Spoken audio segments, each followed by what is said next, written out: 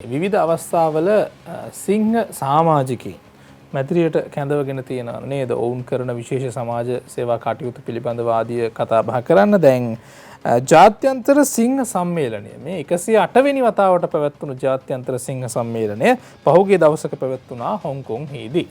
ඉතින් හොංකොං වල පැවති මේ සිංහ සම්මේලනයේදී ලංකාවේ සිංහාධිපතිවරුන් 12 දෙනෙකුත් දියුරුම් දුන්නා. ඉතින් ඔවුන් සියලු දෙනාම දිවයිනට පැමිණියා පසුගියදා. අපි දැන් යන්න සූදානම් මේ කටයුත්ත සිද්ධ වුණු ආකාරය සහ ඔවුන් දිවයිනට පැමිණි ආකාරය ඔබට අරගෙන එන්න.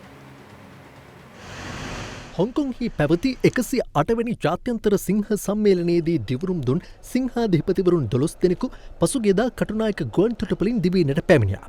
එලෙස දිවයිනට පැමිණි ලොව අංක 1 ස්වේච්ඡා සේවා සපයන ආයතනය වන සිංහ සමාජය ශ්‍රී ලංකාව තුළ එළමෙන 2027 ජූනි මාස 30 වනදා දක්වා මෙහෙවර කිරීම සඳහා දිවුරුම් දුන් පිරිසයි. මෙම සම්මේලනය ලොව සෑම රටක්ම නියෝජනය වන පරිදි තම සිංහාධිපතිවරුන් කැඳවා හොංකොං නුවරදී පවත්වා තිබුණා. ශ්‍රී ලංකාව සිංහ දිස්ත්‍රික්ක 12කට බෙදා ඇති අතර ඒ සඳහා නව සිංහාධිපතිවරුන් පත් කර තිබුණා. දිවයිනට පැමිණි සිංහාධිපතිවරුන් පිළිගැනීම සඳහා ශ්‍රී ලංකාවේ 306 බහු දිස්ත්‍රික් මණ්ඩලයේ සභාපති රජිත රුද්‍රිගු මහතා ඇතුළු රටපුරා සිංහ සමාජ නියෝජනය කරන සමාජිකින් පිරිසක් කටුනායක ගුවන්තොටුපළ වෙත පැමිණ සිටියා.